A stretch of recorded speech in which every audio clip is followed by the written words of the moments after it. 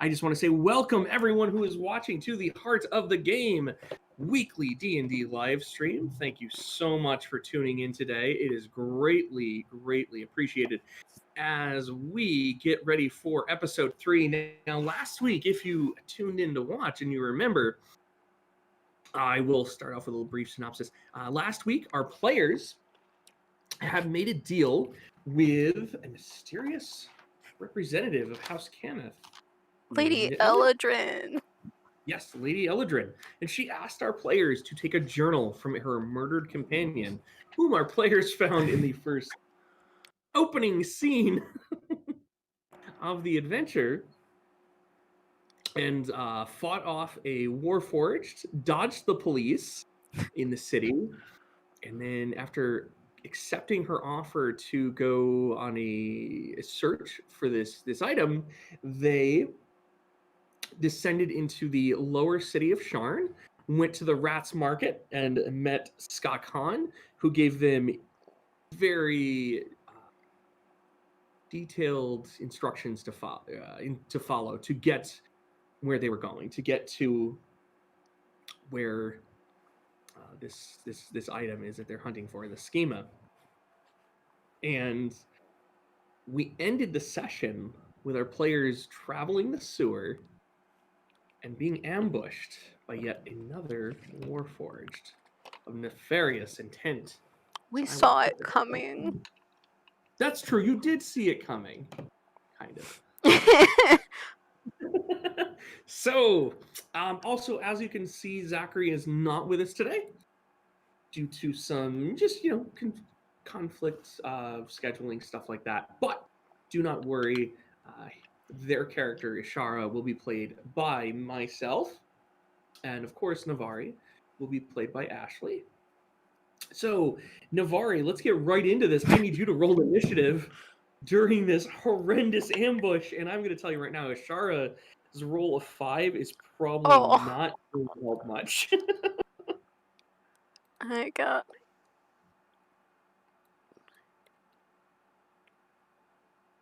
$25. Holy smokes. Wait. Yeah, because I had charisma as well, besides dexterity. Yep. Yes, because you are a swashbuckler. And I rolled a 19. That's awesome. All right, we're going to start the dice off hot tonight. So as you see this Warforged step out of the shadows, swinging its hammer wildly at you, attempting to just take you down, and it most likely is another operative of the Lord of Blades, sent to either stop you or rob you of the schema. And the kobolds that you spotted in the market also seem to be part of this ambush as well. So they are at the opposite end of this sewer tunnel. And so just to remind you, it is very dark down here. I think I have dark vision. Yeah, I have dark vision. It is very damp. And coming off from this main thoroughfare here, so we have the main tunnel, we have water flowing on the bottom of the sewer, there's kind of like a drain at the other end, and there's these portways along the side, coming in like from the different spots. So I'm just going to grab from my Dungeon Master kit these tokens today, just so you guys know, are representing different portways from the sewer system. Portways as in the small like holes or like divots? They're like pipes. Almost, I'd call them more akin to pipes. Oh yeah. What size creatures can fit in them? Small and smaller size creatures could fit in these pipes. Fucking which means, kobolds. Could be kobolds squeezing through. Yep. They would have to, they'd have to like really get low and squeeze their way through. They wouldn't just be able to like move them. But you rolled very, very high, so you get to act first in the initiative order. So, Navari, what do you do? Well, do I attack the Warforged or do I attack the kobolds? That seems to... Can I, like, as a bonus action, tell Ishari to get rid of the kobolds while I distract the Warforged? Yes, absolutely. Okay. Or, like, suggest it. She can do what she wants.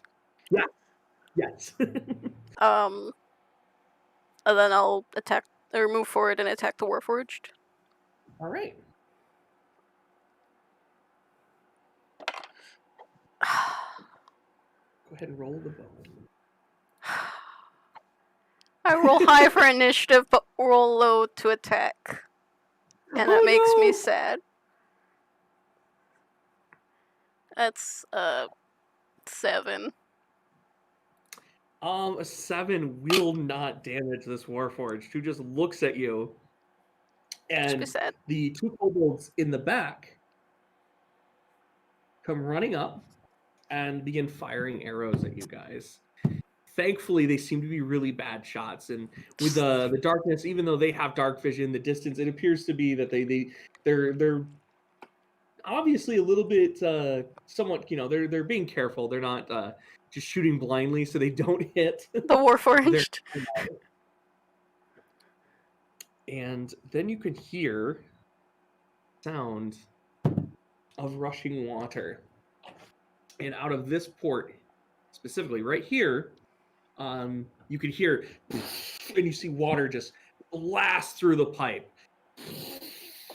jetting out, and you have this feeling that if it was to like hit you or somebody else in this tunnel, it could possibly sweep you off your feet just from that simple look of the impact of it.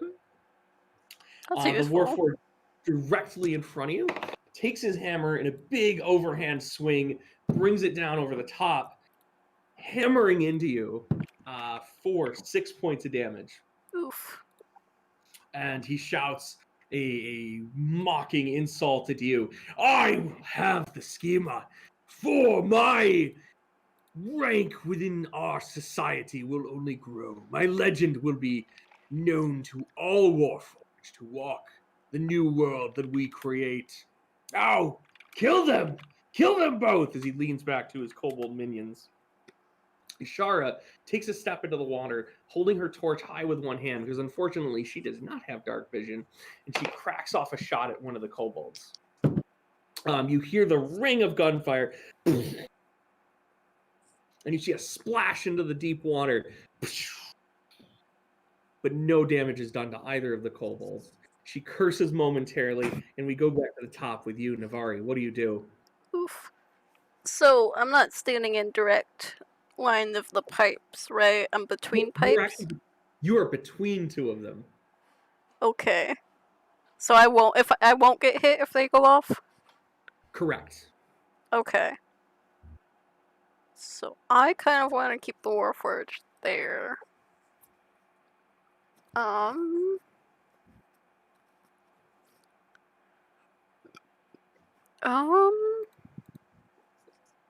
I'll try and hit the Warforged again.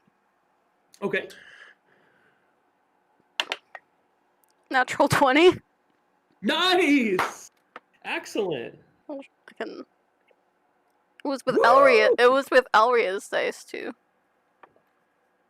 My first pair of dice. So rapier. So instead of 1d8, it's 2d8. So it's 2d8, and then because you are a swashbuckler and you are in a sense dueling with this person, fighting them one-on-one, you get your sneak attack dice, which is 2d6. Which also gets doubled. Oh, so it's 4d6. So it's 4d6 plus 2d8. Oh gosh. What a time to roll a crit. I don't know, I'm rolling really low. Sadly.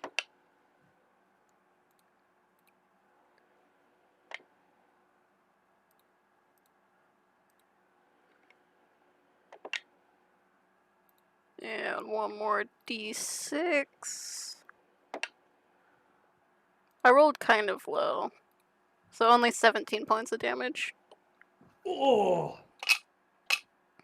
So you take your rapier, and with a quick jab to fake him out, he brings his hammer high to block.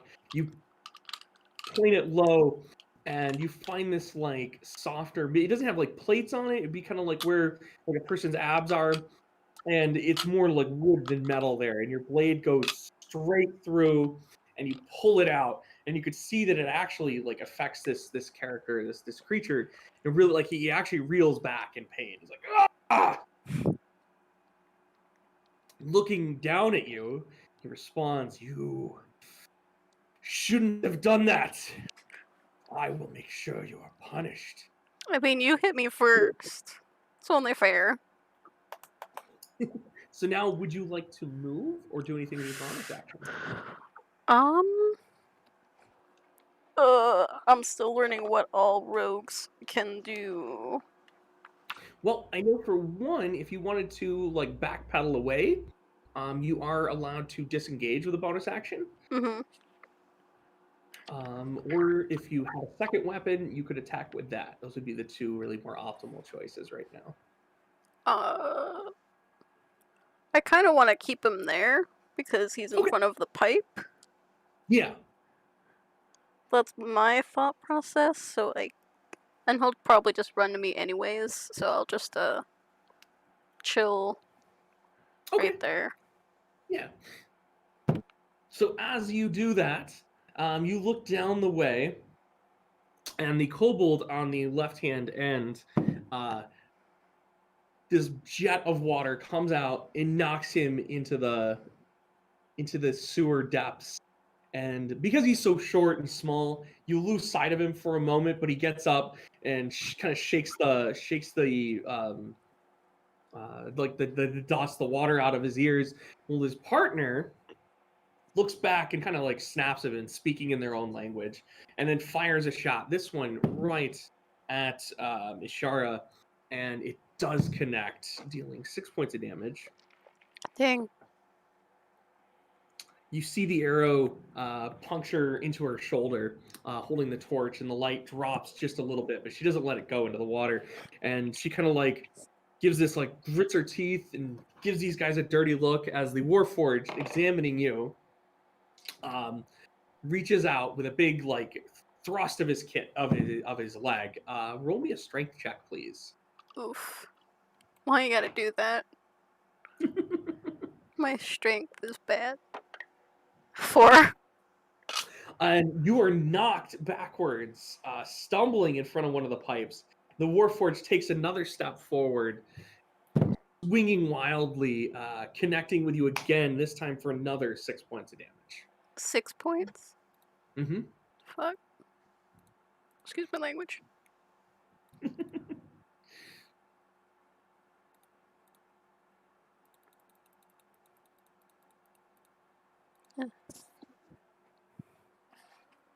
I mean, she can help me if she wants. Take out the Warforged. Use grit. I don't know. Ishara steps out of the water to the other side, pulls the hammer back with one hand, grits her teeth again, this time like looking at the arrow that's lodged in her, realizing that at the moment it's not going to be very accessible to remove it. And smirks as she is going to spend a point of her grit firing.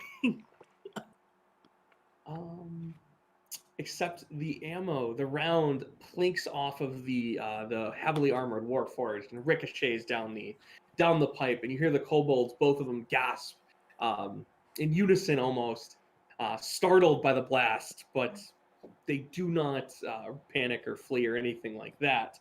And we are back to the top with you, Navari. Is it an action, the drink a health potion, or a bonus? I will allow it as a bonus action. Can I drink my health potion? More suiting, absolutely. And what's that do? Is it 2d4? 2d4 plus 2. 2d4 plus 2.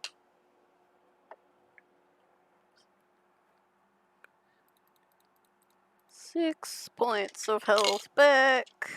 Excellent.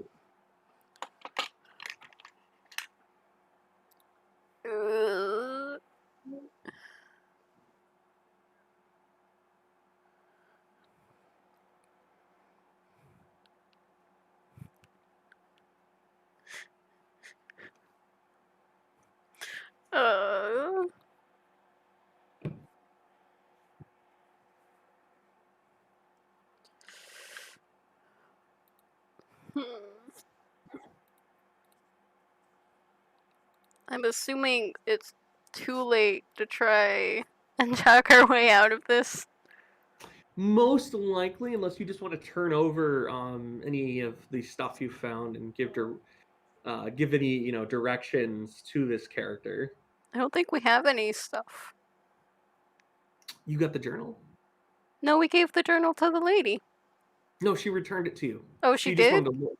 Yep, she returned it to you so you guys could use it Oh, if you okay. needed it later. I'm gonna put that in the inventory. Okay.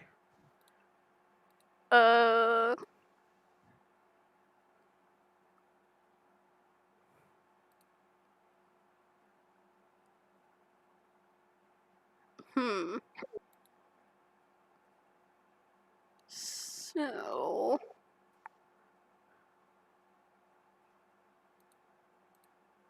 For disguise self, what,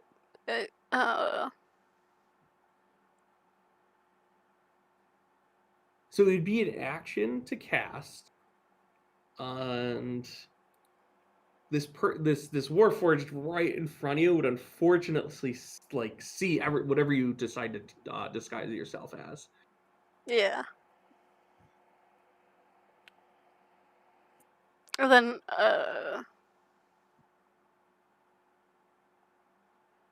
percentage. Okay. Can I cast or do disguise self Yeah. and look like a Warforged? Okay. And can I say anything or no? Yeah, you can absolutely say something. Can I say, you're attacking people who are working for the same thing? Oh, okay. So this is what I want you to roll a deception check. Okay. And so what you're trying to imply is that you were disguised as a tiefling? Yeah. And you're going back out of the disguise? Okay. Interesting.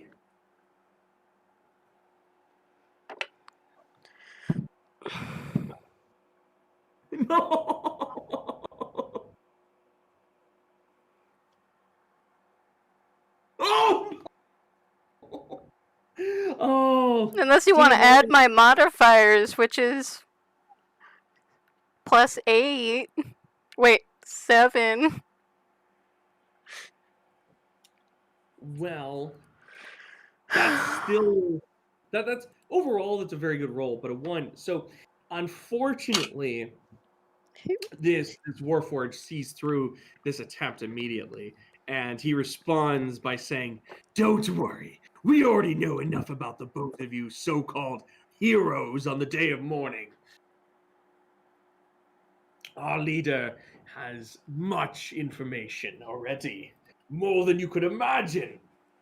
A hero. And I didn't do nothing. Ishara, which says it kind of very sarcastically, Oh. and Ishara kind of runs down the pipe just a little bit, turns back, so now she's behind the Oh, can I move at all? Oh, sure, yeah. Can I? Without, like... Yeah, because you So he still have your doesn't... bonus action. Yeah, so he I don't want to, like... Because I didn't attack, so I can't do the fancy footwork, I don't think. Can Nope. I, without getting out of his attack of opportunity range, can I, like, step next to him so I'm not in the way of the pipe? Yes. Okay. Absolutely. And you hear this crack, boom! And from behind him, Ishara throws another shot, and this time the aim is well, and it takes the back of this like automaton, and you see like its eyes just go dark, and it just slumps to the ground. And Ishara blows the smoke off of her pistol, and the two kobolds have just pure panic in their eyes.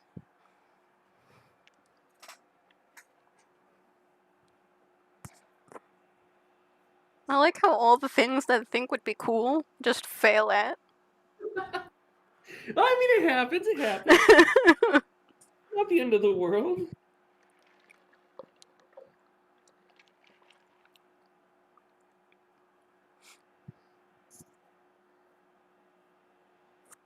and the two kobolds down at the other end of it realize they're probably not being paid enough to handle this right now, and so they take off and just book down the other end.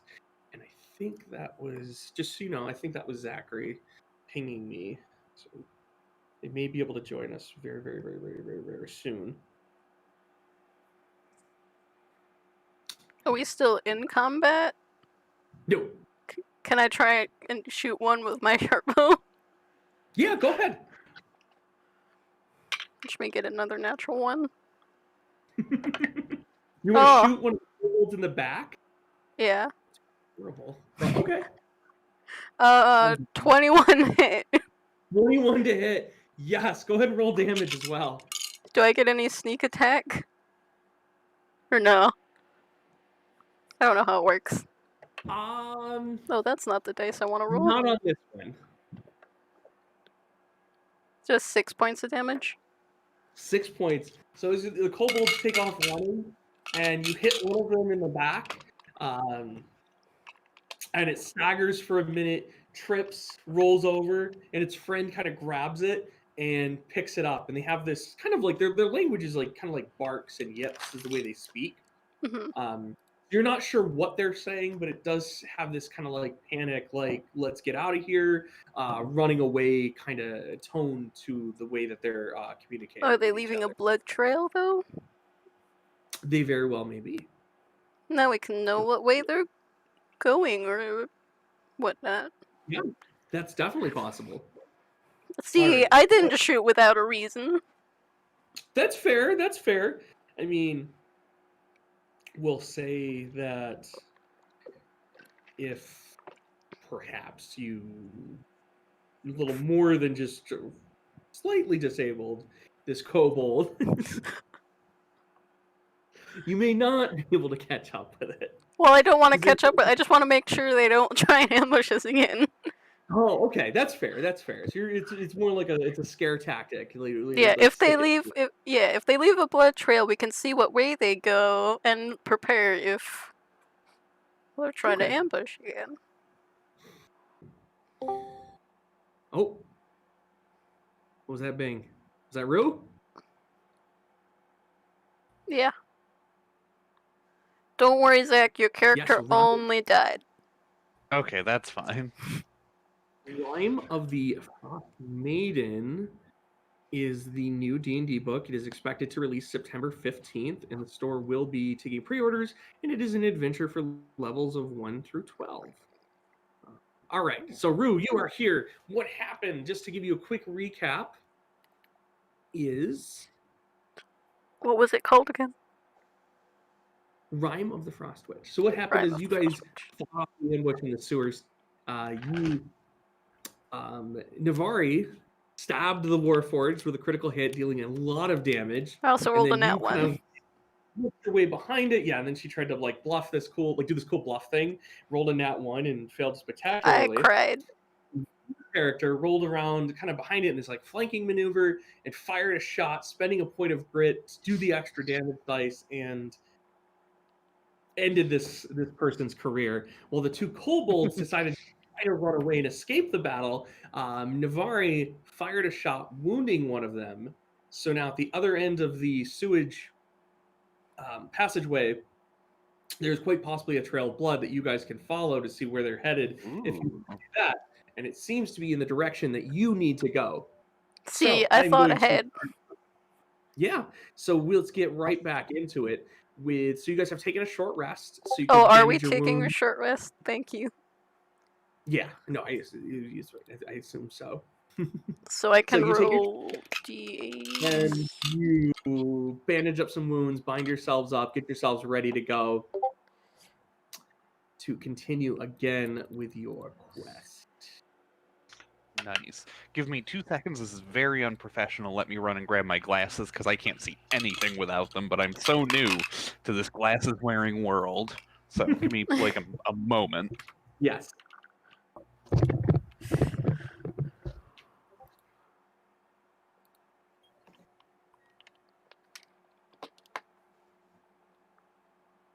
Again, I appreciate every one of you who is continuing to watch despite our our very chaotic nature. We will be better in the future, but everybody has to start somewhere. So please Oh. remember.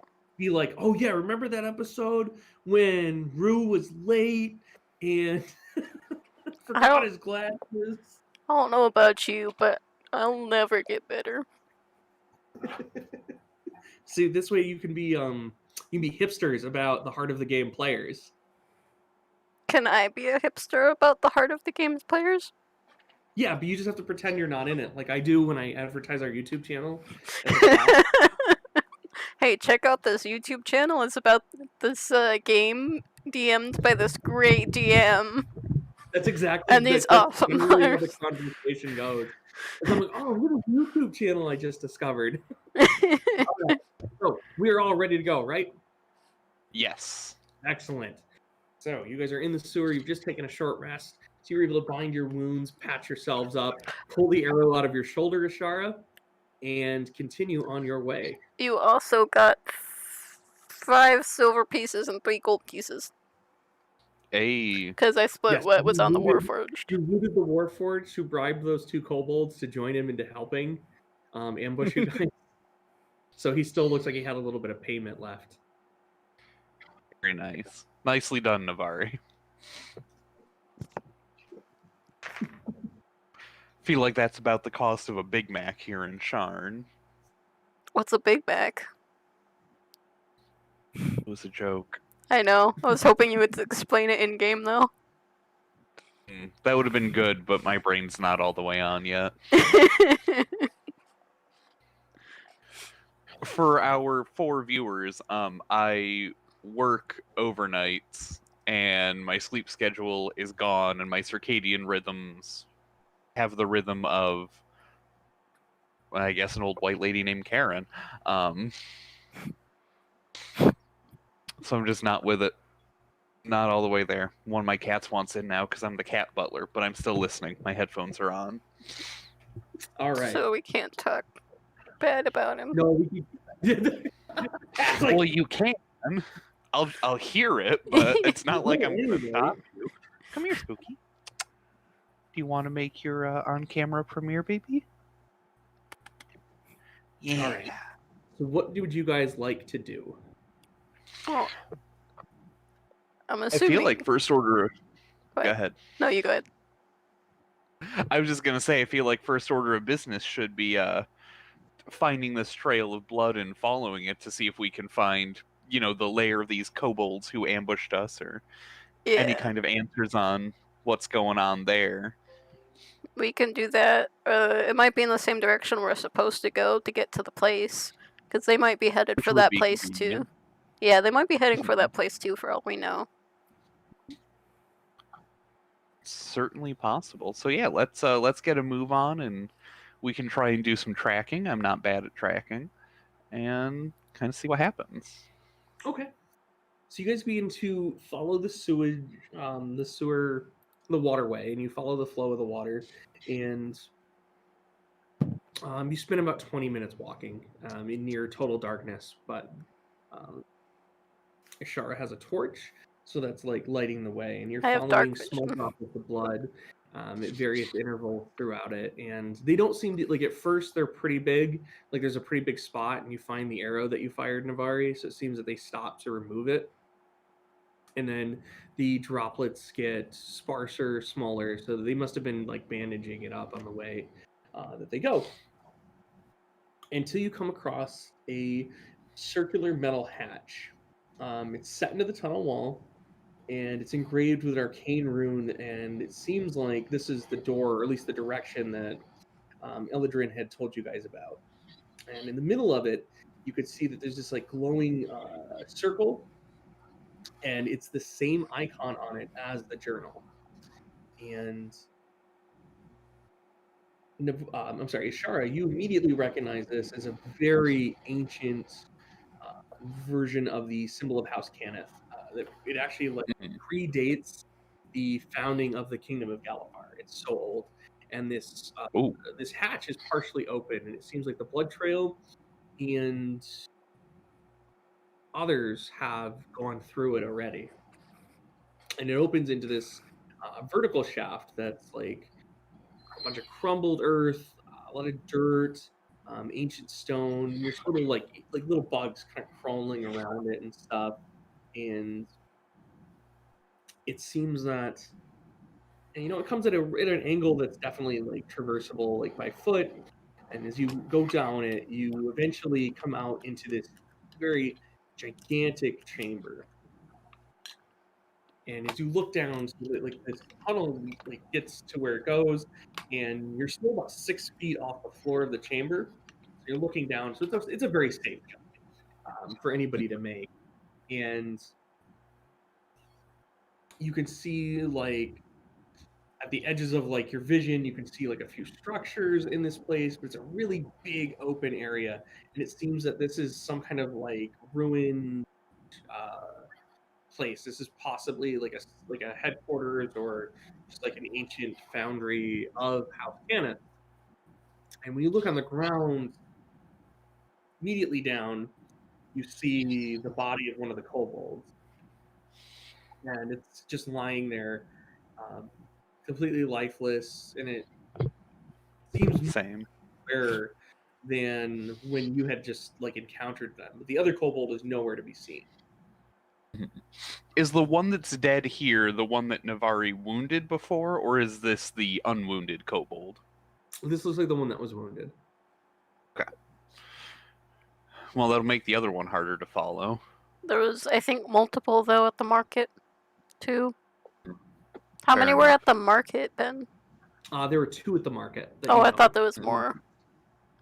Nope, they just kept bouncing around and spying on you from different places. So they were definitely tailing you in an effort to better plan what they were doing. And this is I'm their surprised. turn. Oh, go ahead. I was just going to say, I'm surprised that they would try to jump us with such a small group, that kobolds usually prefer a more distinct numerical advantage. Don't So that's jinx it. interesting. Don't jinx it.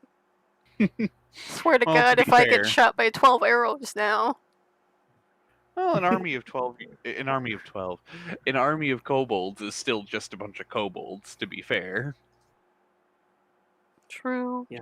12 arrows is bad news. 12, for you. yeah, 12 arrows. Sounds like it hurts a lot.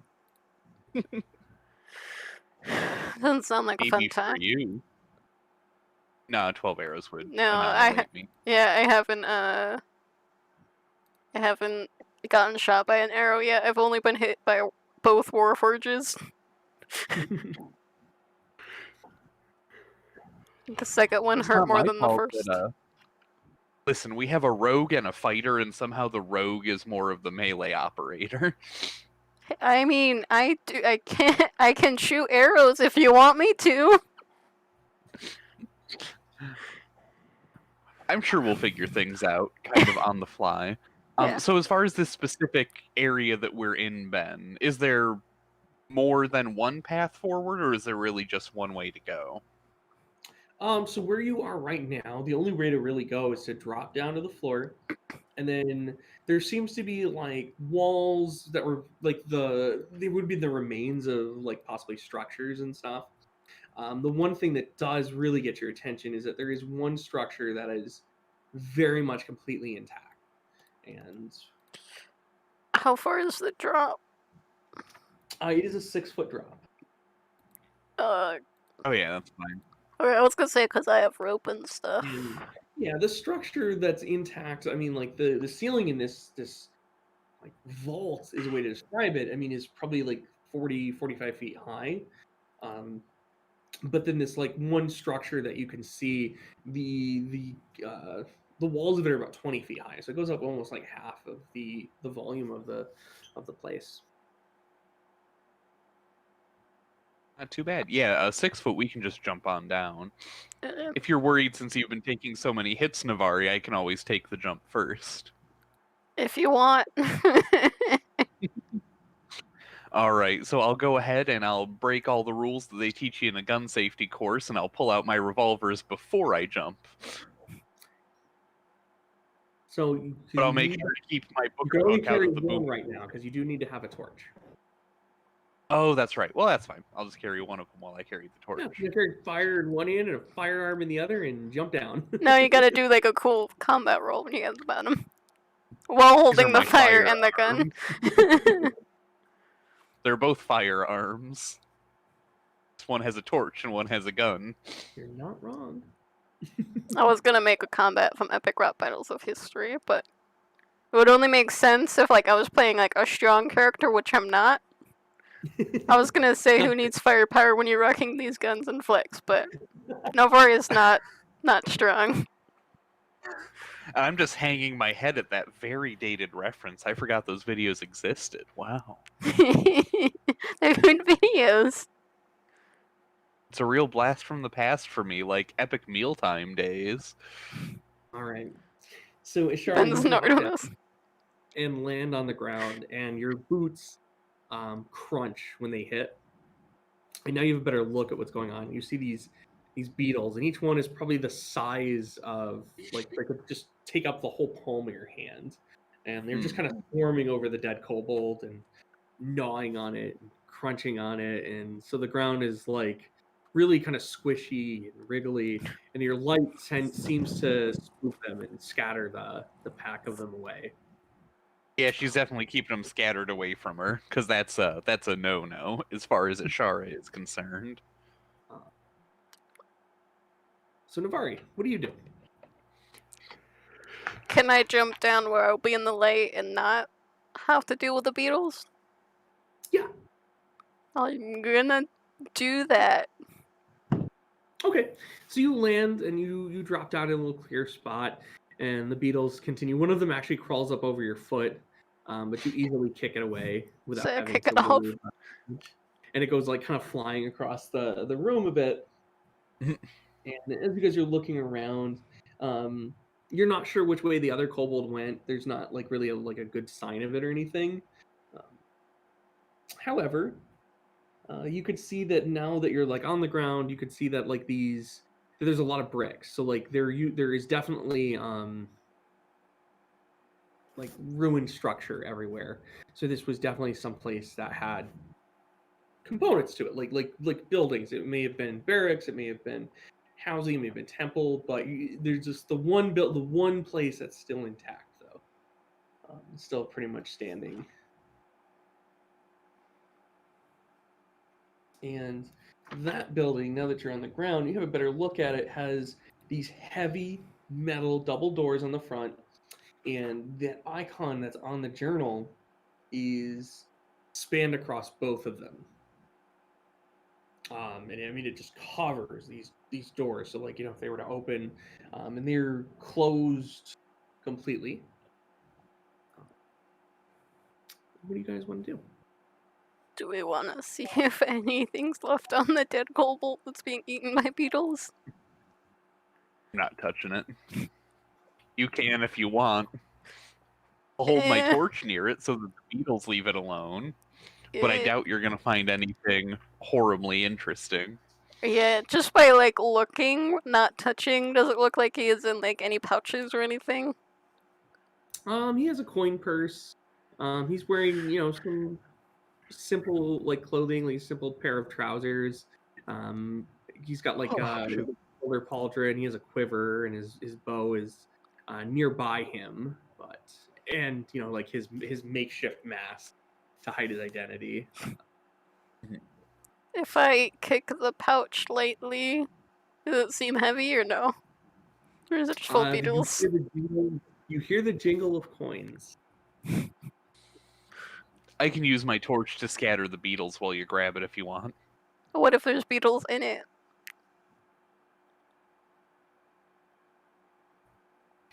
That sounds like a you problem.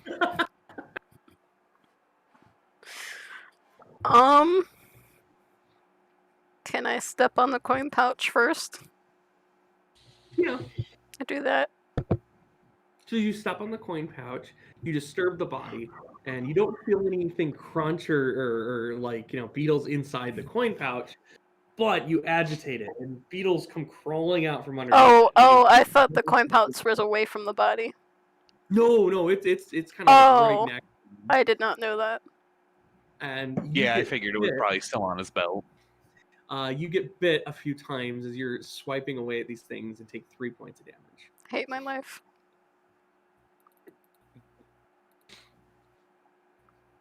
Well, what do you think? How bad do you want the coin purse? Well, I've already been bit. Are they still around it? Not quite as badly, because like as though the light kind of spooks them away from you guys. So I mean, after like a few of them like bite you, you like sweep and swing and brush them off, and they just kind of scatter away. A couple of them go back to crawling underneath it and to kind of hide, and then others just scamper off into the darkness.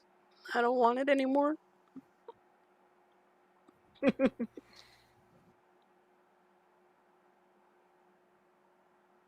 Well, all right. I guess we can move on then.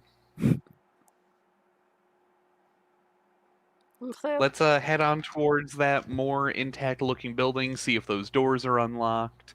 Maybe kind of case the joint from the outside. Can we see like windows in or anything like that? Surrounding the building, there appears to be a chimney going up through the ceiling. There's some parts of the upper echelon, like the upper part of it, that seem to be a bit damaged and stuff.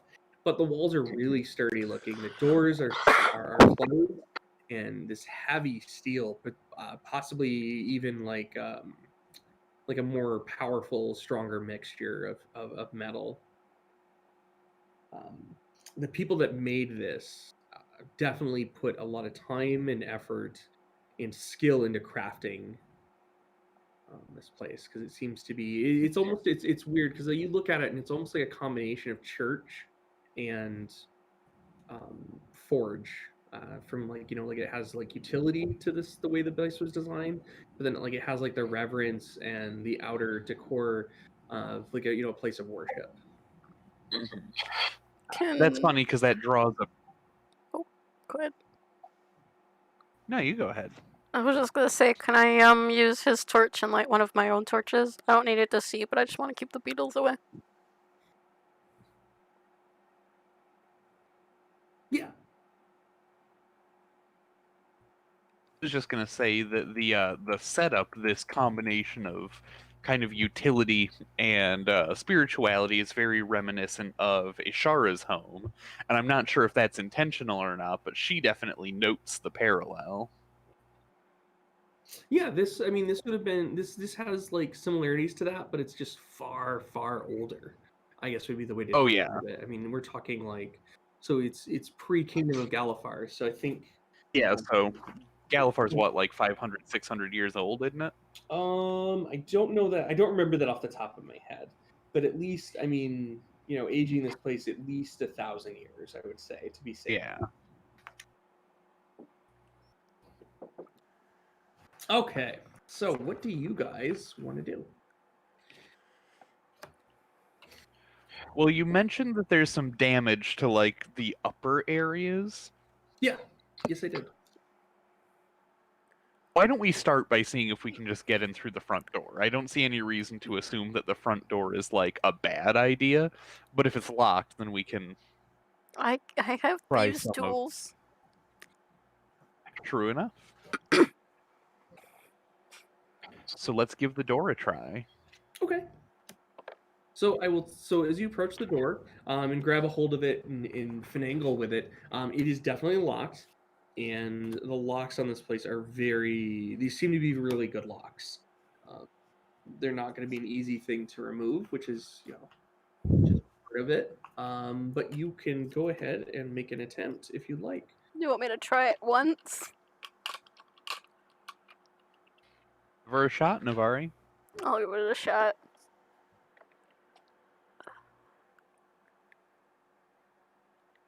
It's sleight of hand, right? It would actually be a dexterity check, and you get to add your proficiency because you are proficient with thieves' tools. Oh. So it's Yeah, just tools have- dexterity plus proficiency? Yep. 18?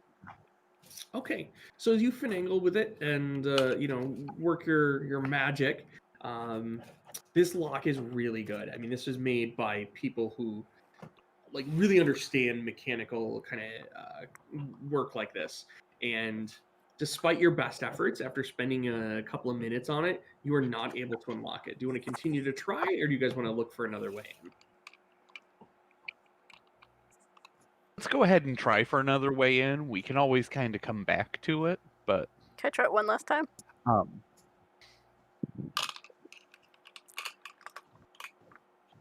I'm greedy now. Ben's just ignoring you. I got a 22.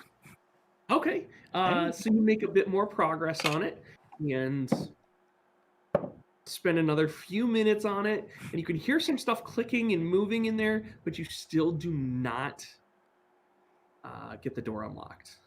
Today is not my day. It's a hell of a lock. I don't think it's you. I think it's the lock. Do you want to continue to try, or would you guys want to look for another way in? What do I you- think we should look for another way in at this point. I don't want to be stuck out in the open too long. Okay. We don't know what might be wandering around down here. Kobolds. And beetles. Well, kobolds and beetles and Warforged. Oh my. Oh my. Or, yeah, let's find Please a don't different sue way. me, whoever owns the rights to Wizard of Oz right now. I think that was technically parody, which is protected speech, even if it's bad parody. Well, you just said the name, too, of the place. Of the movie. Well, that's fine. Oh, okay. All right. So what are you guys going to try to do? What with there being damage to the upper levels, I'm most inclined to try to get up there and kind of get a decent eye on that damage. Okay. So you want to try to climb the wall? Yeah. Telling you this now, I'm not strong. I'm Well, charismatic and dexterous. You might be able to parlay it into a dexterity situation, depending how generous Ben is feeling. I mean, I can also give you my rope and pitons. So For the if you wall get to the itself top. is pretty worn, pretty decrepit, pretty racked and things. So it's not like it wouldn't be too difficult to climb for somebody who's got like rock climbing experience or somebody who's fairly, like above average athletic. And then with a rope, it'd be super easy. You just have to affix it to something, probably at the top of it. Do you think I could get my grappling hook up there from down here? The distance wouldn't be a factor, and it's quite likely that the structure would have something that you could latch onto. Well, heck yeah, let's give it a throw. Do you want some kind of roll? Yeah, go ahead and roll an athletics check for me, please. All right.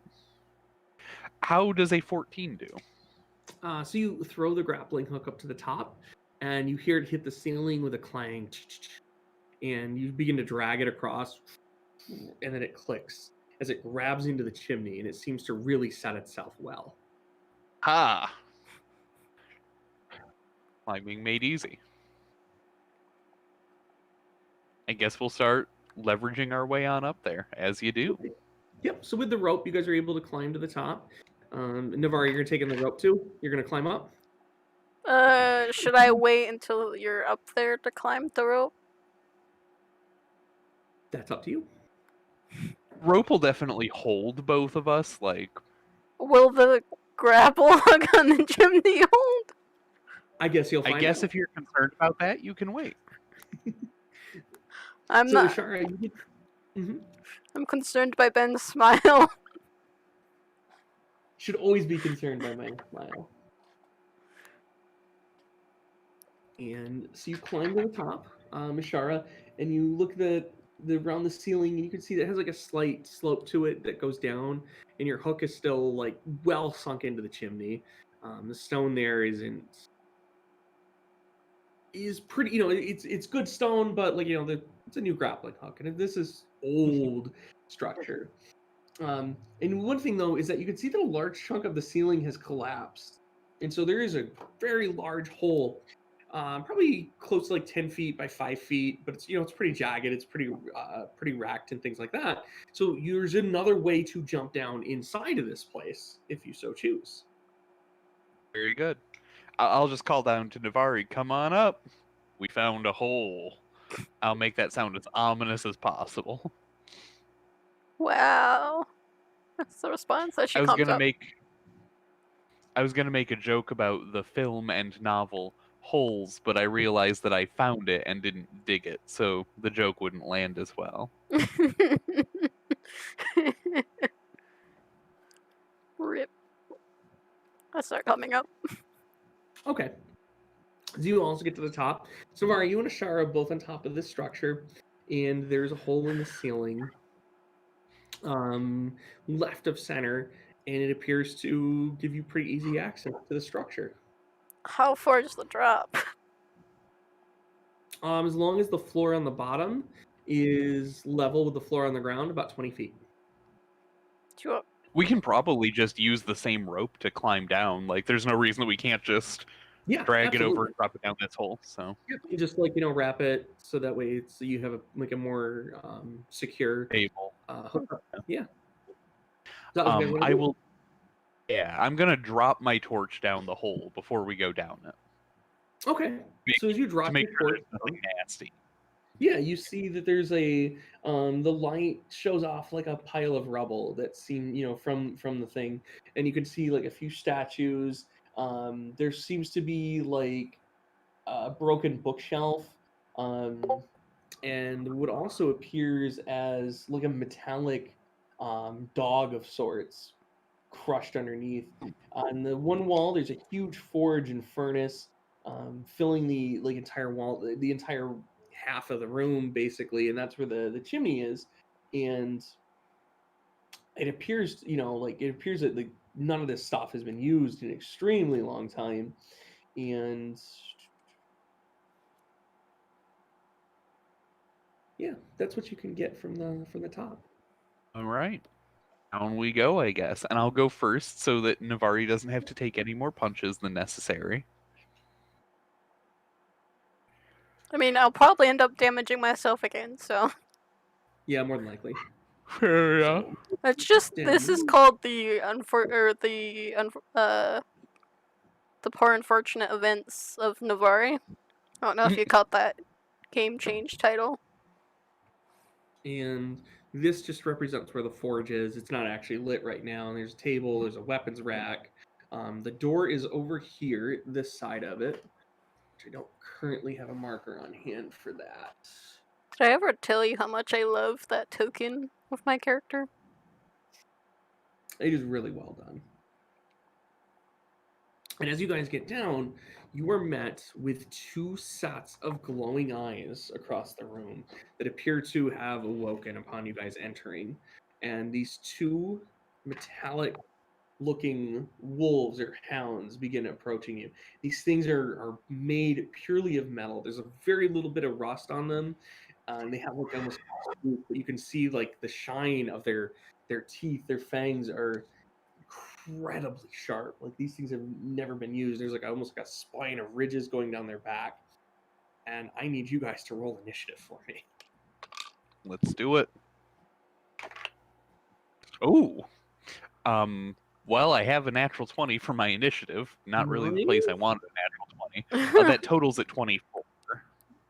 Okay. And what about you, Navari? 18. I like being able to add my charisma along with my dex. Yeah, oh, it's pretty wild, isn't it? hmm Ishara, what would you like to do? Okay, so I see their little miniatures. I'm over here. Ooh, actually, I can use one of my trick shots for this. So I'm going to move around to the side of them. And then I'm going to use Piercing Shot. Okay. Expend 1 grit point to attempt to fire through multiple opponents, +1 to the misfire score on a hit normal damage, and you make an attack roll with disadvantage against any creature in a line directly behind the target. Oh, okay, okay. So, first attack. Well, it's not a natural 2, so that's good. And with bonuses, it's going to come out to a 19. That is going to hit. Fantastic. So the first one will take 7 points of damage. Okay. Then the second one, I've got to roll with advantage. Disadvantage. Disadvantage, sorry. Okay, would does a 15 hit? A 15 is exactly enough to hit. Whew. All right, then the second one will take 6 damage, Okay. and then as a bonus action, because I've already dropped my torch, so I have a free hand. So I'll quick draw the second pistol and then shoot the first one again. Okay. And that's a natural 18, so 26. Mhm. For, oh man, my damage rolls are terrible though. 7 damage. Okay. So you rush over to the side. Crack of thunder from the first pistol as the round flies through, splintering metal in sparks across the room, hitting through one and going and smashing into the second one, and then boom, another shot cracks out across the room, echoing through the chamber. And again, you strike the first one. It lunges at you, snapping its steel jaws at you, but not bringing you down. The other one, the second one, the one that was only hit one time through the chest of the first one, rushes at Navari, snaps at jaws, and she's able to put her blade between herself and it, parrying it away from her. Navari, what do you do? Attack the one in front of me. Okay. 18 plus 5. Okay, 23, that's enough. Need my D8. Any sneak attack or? Yes, because you are a swashbuckler, you get your sneak attack anytime that you are basically like lined up with somebody head to head by yourself and they have no friends nearby. And I may be getting that wrong, but I'm quite confident that's how it works. Okay. Pretty much exactly how it works. You Okay. got it. 14 damage. Oh my god! I'm just You guys watch Navari takes her rapier and just has enough of this day, plunging it through the metallic eye socket of the wolf, all the way to the hilt of the rapier, and the thing just like collapses, and then she just smoothly pulls it out, and the only mark left on the blade seems to be a bit of oil and grease from the internal mechanisms of this creature. I just say I've had enough of metal things today. Yes. That sounds about right. Ishara, this thing is right in front of your face. What do you do? I'm going to take a couple steps off to the side to put a little bit of distance between us. Okay. In fiction, it's probably like a combat roll or something, but he's definitely getting an attack of opportunity as I'm... Yes, so as you try to deftly escape, it snaps at your legs, and you're still able to roll away, getting yourself into a crouched position, lined up perfectly to take another shot. Nice. Got that Dark Souls roll going on. Okay, my first shot's a natural 20. Oh my god! Murder it. I'm not... I can do this. You know what? No, I give up. It's going to be too dark to see it anyway.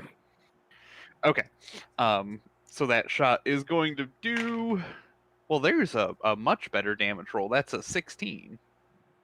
Oh, fantastic. And so, boom, another shot cracks out. And this one goes right into the side of the thing in a shower of sparks from metal hitting metal. And this iron wolf just collapses to the ground. And grease and oil. I also want to... And the eyes just go dark. I want to note for the record that it took me a crit to do what Navari does on, like, a normal sneak attack. That's how much damage you do. It's very nice. If That's I can true. hit. True. Yes. You do have to hit. It's a requirement for dealing damage, usually. Mm-hmm. Especially with weapons. So.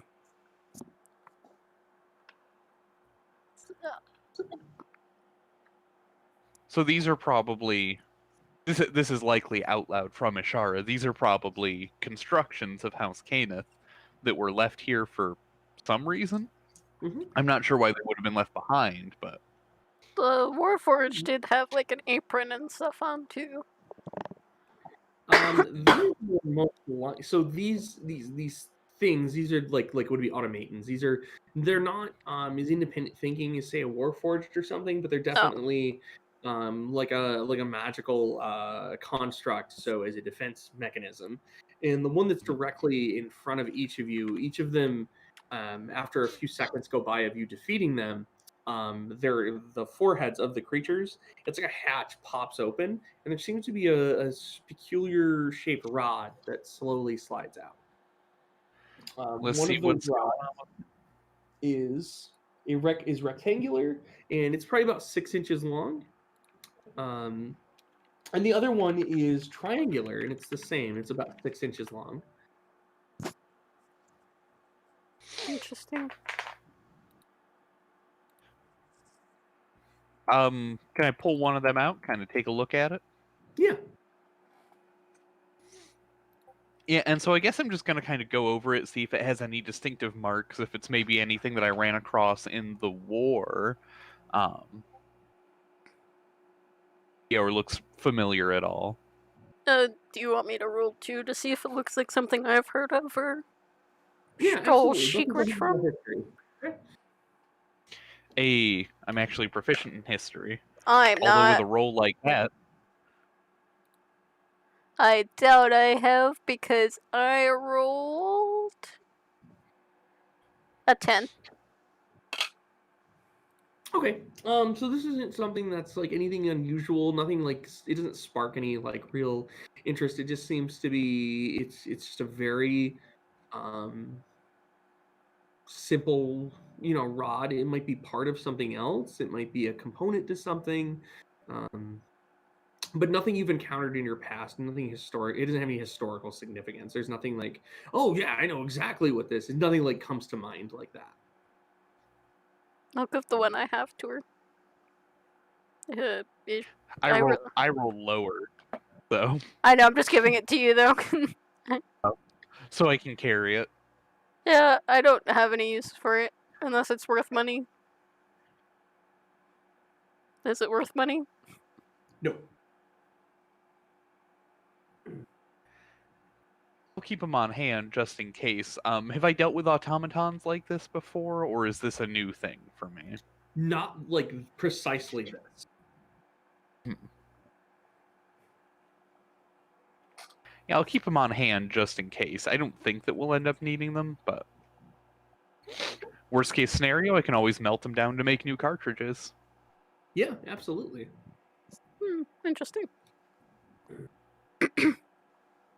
Is there anything else of interest in the room? Like on the tables or anything? So there's the tables. There is kind of like the forge shrine. There's like a weapons rack. And like the forge, like I would say the forge shrine is like this giant forge furnace. And it looks like a very primitive version of any of the components that would be in any House Cannith enclave today. And it feels like the whole, like I said, eastern side of the wall. And there's metal tiles covering the floor, 10 feet in front of this place. And these tiles each have like a depression that is exactly the same square or exactly the same size square, and each of those depressions seems to have like an indentation or like a slot in them.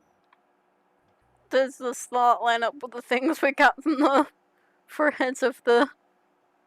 One of them is triangular, one of them is square, and the other is a pentagon. But the pentagon's in the ruined one, because you mentioned that there's one that's broken. So let's see if we can pop its head open for another rod. Yeah. So as you guys go over to it, it takes you a couple of minutes to unbury it, moving some of the stone and rock and rubble, but it doesn't take you long to find the head. And the hatch is, because it is like loose, so you pop it up, and as soon as you open it, the pentagon rod pops out. What? We're smart. We discover a secret door? Let's find out. Let's put the rods in the holes, Zelda style. Okay, what are you doing first? I guess we can... Let's do it from the least complex shape to the most complex shape. So we'll start with the triangle. Okay, so you press the triangle in, and as soon as it gets like completely into position, you kind of hear like a lock mechanism, like and Hey, nothing happens. let's put the square in. Okay, so then you place the square in place, and it locks in. Boom, and nothing happens. And let's slide in the pentagram. Just prepare to And- climb up the rope in case. Or pentagon, again- rather. And when you put the pentagon into place, exactly the same. However, a second goes by, and this you hear this like rusty screeching door, and it's just like this, and it seems to be coming from behind the furnace. Something has just popped open. Can I go check behind the furnace? So as you go in behind the furnace, you see a few items. There's a stack, like a small box, and in that box is stacked up coins, 100 silver pieces and 100 gold pieces. There's a few broken bottles that probably contain potions or elixirs or oils in them. There's an old map, and then there is a an oilcloth, so it's like really dirty and greasy kind of thing, and there's something wrapped up inside of it. Well, I'll split the coins, so we both get 50 and 50. Easy enough. Let's see what's going on with the map and the thing in the cloth. That's what's Yeah. got me intrigued. Yeah, that's what I was gonna look at next. I just wanted to do money before I forgot. Also, secret tunnel. Woo. Sad. So the map has a bunch of so as you examine it, you see like a bunch of really cryptic symbols on it, and go ahead and roll a history check for that one for me. Both of us or just him? Both of you, because you're both looking at it. That one's better. That's going to be a 17. So it's obvious that 13. what's that actually? 13. Okay, so it's obvious to both of you that this map seems to have be the territory that is what used, what's currently the Mornland and the nation of Dargun, which is right next to it. And so this map was drawn before those borders came out, okay? And Yeah. there's like some insignias and things on it. There's not any, they don't really have any meaning to you, the symbols and stuff, but like the geography of it's like, okay, like I have an idea of where this place is, what this map is depicting. Mhm. And then wrapped in the oilcloth is the thing that you have been searching for, the schema. And it is an adamantium plate shaped into a 7-pointed star. It is a little bit larger than 6 inches long from point to point. It is covered with strange engraved patterns. And it just kind of has this, like, when you touch it, it like kind of like has this almost like static electricity to it. Like it'd make the hairs on your arms stand up a little or on your neck. It just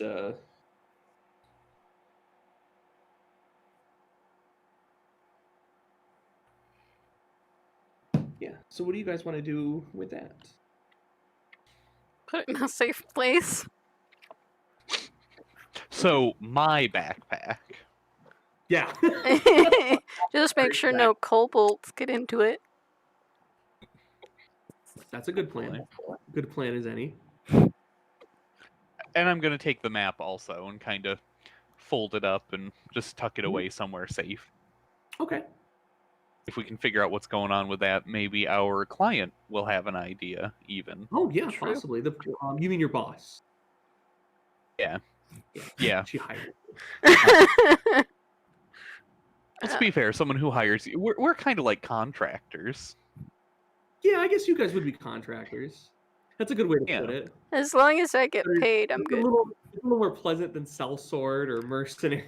Yeah, we're the classy type. You guys aren't grave robbers. You're contractors. Right. We're- I'm not a gun for hire. I'm a contractor. Yeah. I'm not a spy. No, not anymore. I'm not a spy. I'm a quiet information Collector. acquisition specialist. Exactly. Guess we can go and get paid, and hopefully try not to get attacked by kobolds on the way out. Yeah, we can see if we can get out this door now that we're on the other side of it. Yeah. But also, isn't your grappling hook still attached? Yes, that's also true. We can see if the door opens for fun, though. That's true. Can we go and try and open the door? Absolutely. And yes, you are on the other side of it. So you're able to undo the locks from the other side.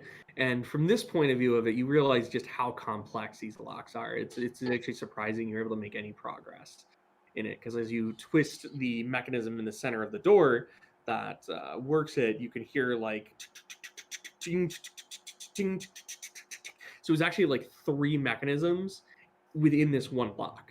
Because House Cannith is very skilled at creating things of this nature, so that's why it was so difficult. Can for I take you a to... look at the lock just to like see if I can understand how it works, just in case Yeah. for the future? Actually, that's not Sure. a bad idea. Yeah, you can absolutely take some time to study it. I do that, Okay. but not like super long because we probably have to get going. Yeah, but enough that you like have a better understanding of how a House Cannith lock would be. Mhm. Yeah, so make a note that the next time you deal with a House Cannith lock, I'm going to give you advantage. Okay. Okay. Nice.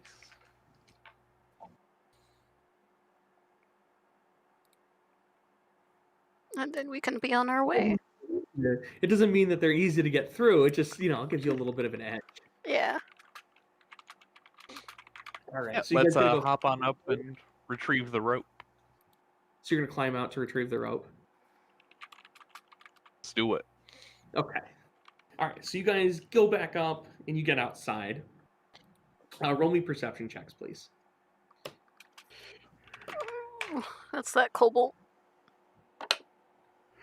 What? 13 for me. Okay. I got. Hold up, I'm quickly.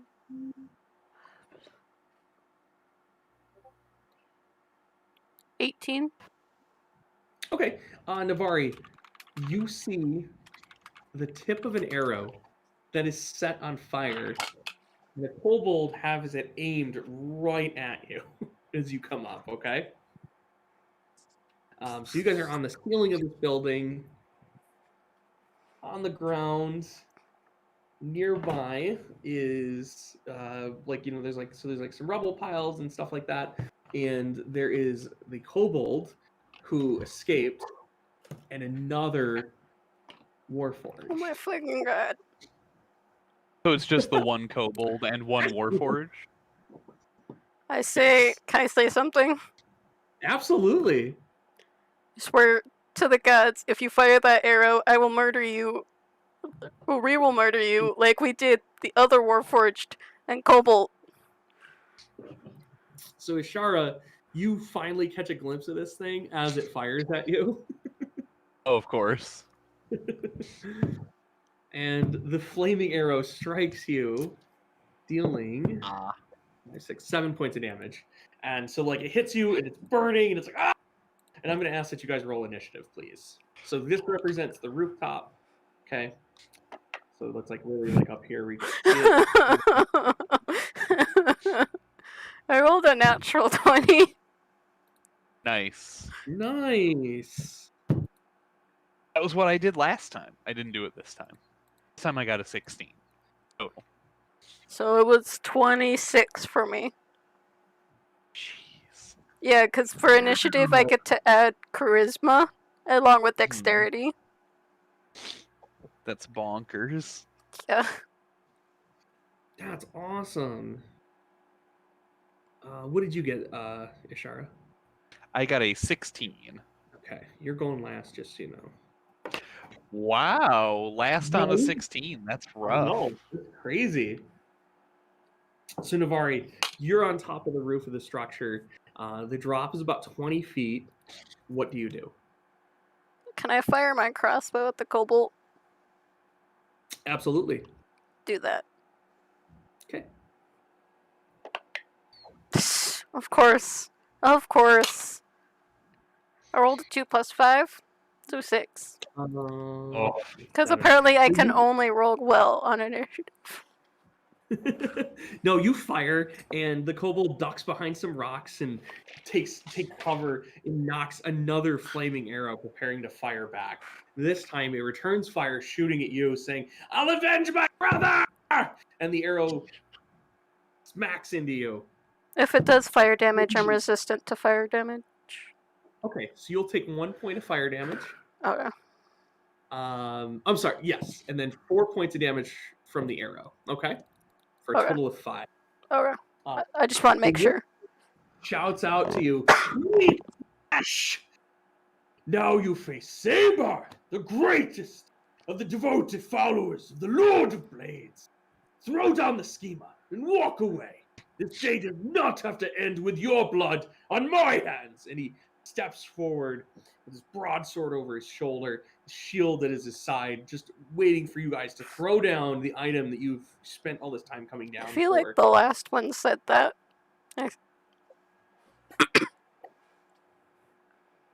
You did kill that guy. Yeah.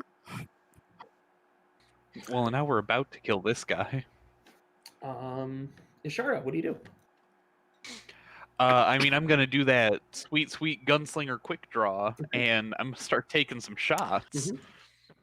So first shot is gonna be going for the kobold. We'll just do a standard shot here. Actually, no. You know what? I've got 4 grit points left, so I'm gonna spend one of them to gain advantage on the attack. Okay. Oh, not that I needed to. My first roll was a natural 17, but Could and the get that second one was 20. a natural 4. Oh. So I'm gonna assume a 25 will hit. A 25 will hit. Okay, there we go. That's better damage. So that's going to be 11 to the kobold. And if possible, I'm going to be trying to go for relatively non-lethal shots. You know, hit him in the shoulder to make him drop his weapon, hit him in the knee to put him on the ground, stuff like that. Sure. So I shouldn't try and murder him? What did you say, Ben? You're gonna non-lethally shoot him. Well, as best as I can. If he dies, I'm not going to feel terribly guilty about it. He tried to murder me first. All But- right, if he dies, he dies. He dies. All right, go for it. Does 11 bring him down? Oh, the kobold? Yeah. Cool. Then with Yeah, my he second lets- pistol, I'll he lets take a out like shot a at the little- Warforge. Yeah, he lets out a barking yelp and drops to the ground. Nice. All right, let's take a shot of that Warforge, and I'm gonna spend. I have 3 grit points left. I'm gonna spend 2 of those for extra damage dice and hope I don't roll terribly. Especially hope it's not lower than a natural 5. Mm-hmm.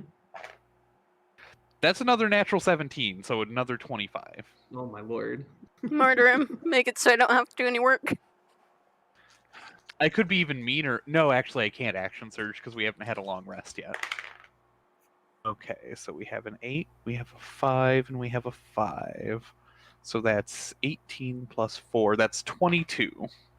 Okay, so your shot rings through. He brings up his shield, and it seems to go straight through it, doing a little bit of damage to him.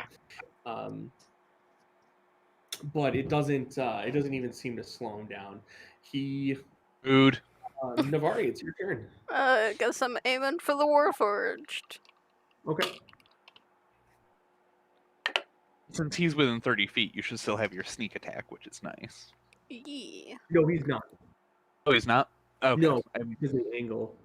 Oh, that's right. I forgot that angles exist. You guys are up here. Oh, yeah. Yeah. 16 to hit? That is not enough to hit. Rip me. Your arrow hits his shield and planks off of it. Is there anything else you'd like to do?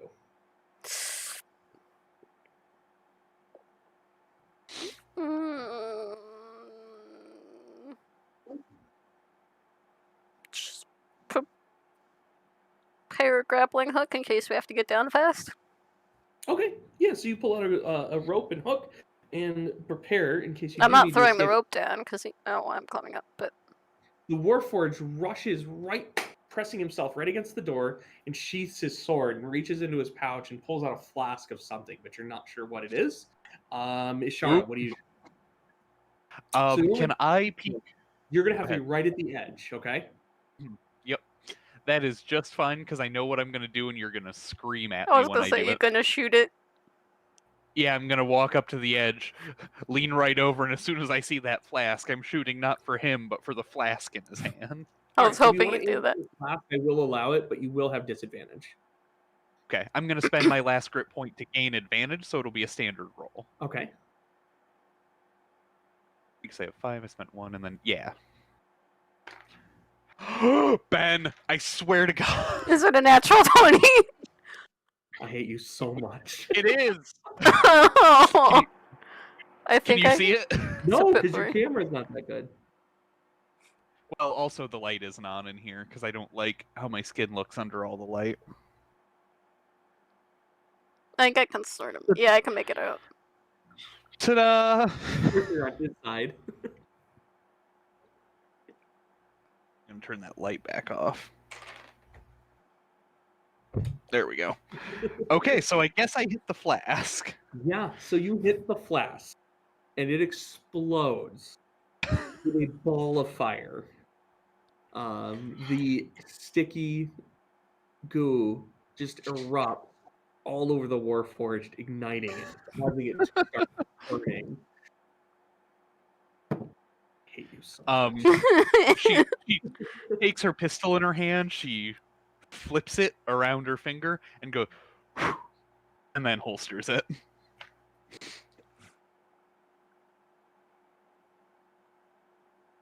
Navari, what do you do? Is he still moving? Oh yeah. Oh, can I peek down and shoot him with an arrow? You can absolutely do that. So you can see that he's like ignited. So he's like even like so he's pretty easy to spot right now. There we go. As the alchemist fire that he was going to throw at you exploded on his arm. 17 to hit. That's gonna hit. Sweet. Is he close enough now for bonus damage? He is absolutely close enough now for bonus damage. Woo.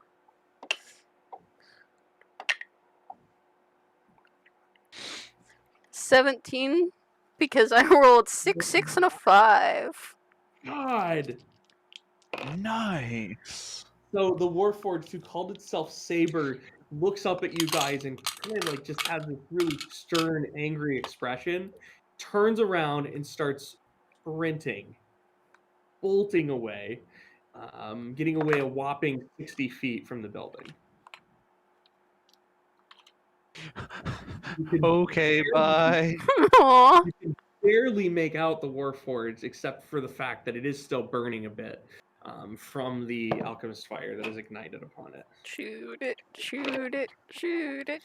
I can't believe he's still up. Shara, what Yeah, do I you guess we're gonna shoot him. Okay. We're Murder Okay. him.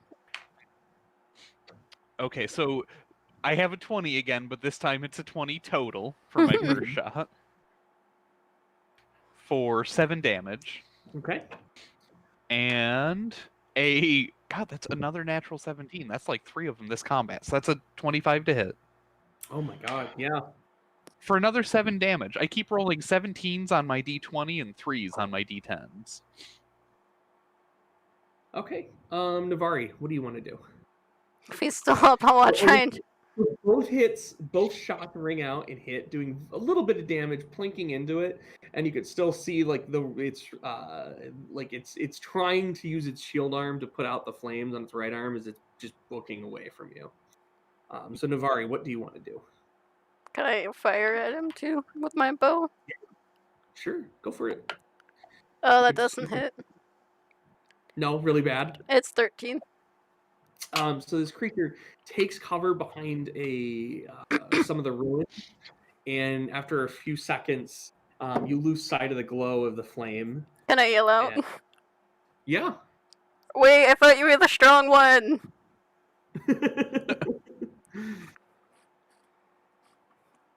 You don't get a response back. Ishara, what do you do? So is he completely out of sight at this point? Yes, he's out of your line of sight.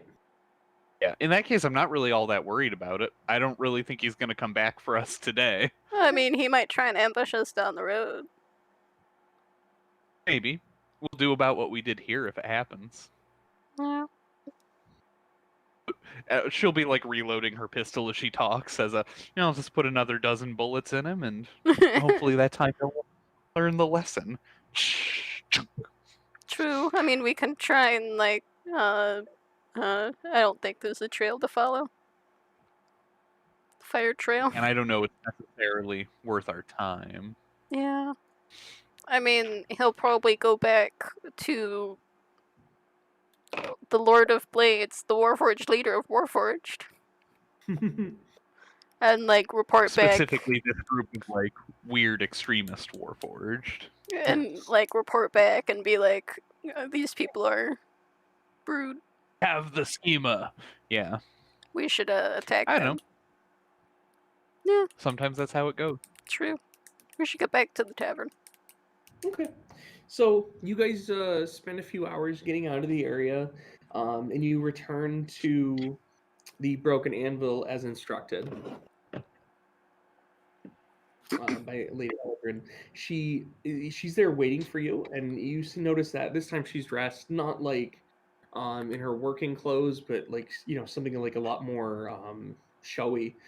She's wearing a very beautiful, shimmering glamour weave gown, and next to her is a very large, well-built, resembling like you remember that show American Gladiators, like how the Oh, men were yeah. just thick, like almost like they're like bodybuilding, just macho guys. That's like the kind of person that's standing next to her, arms crossed, standing at the table, and she looks at you guys as you walk in and take a seat with her, and she says, "I assume you have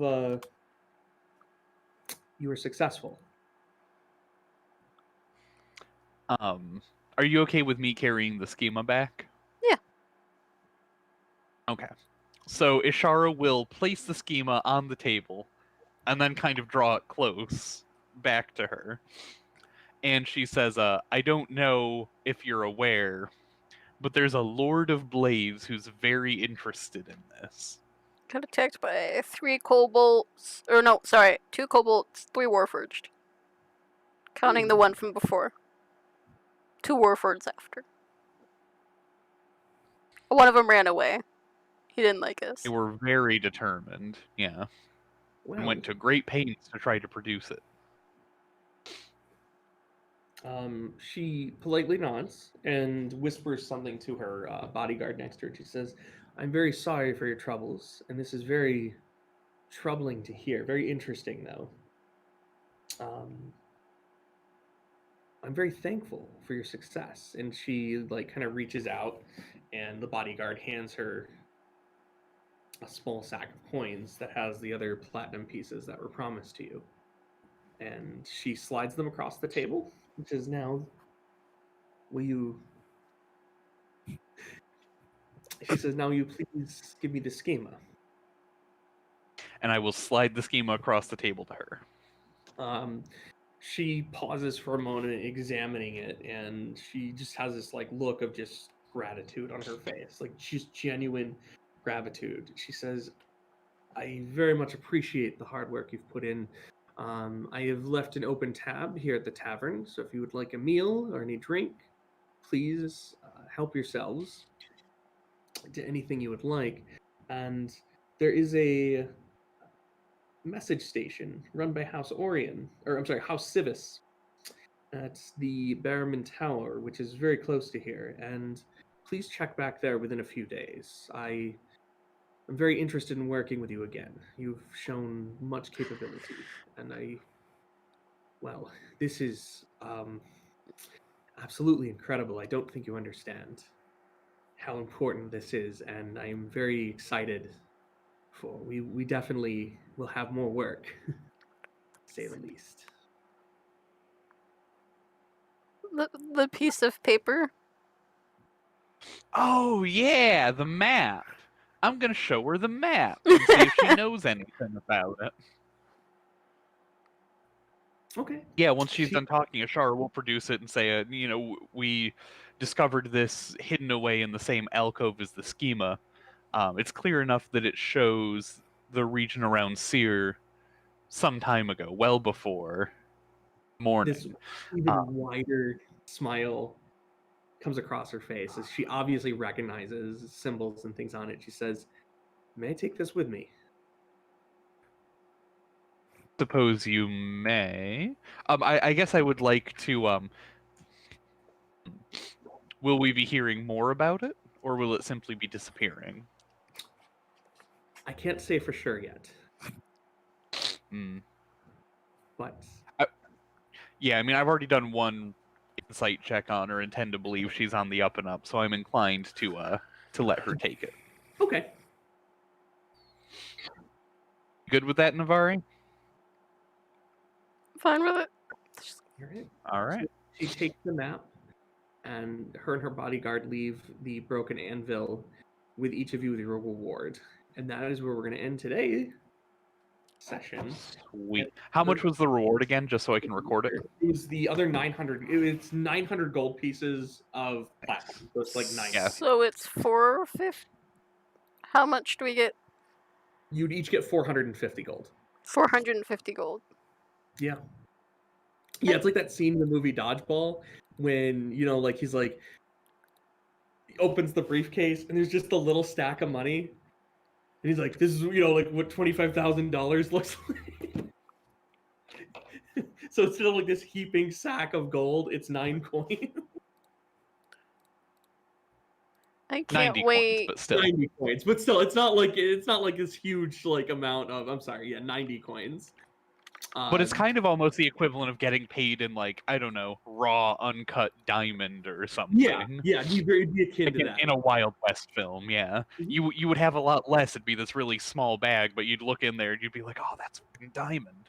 This is how you pay people like on the underground. Like you pay them in some kind of raw tradable good as opposed to like Right. something that can be traced a little easier. I can't wait for But- all the money to disappear. Everybody. Oh, we All are going unmarked coins.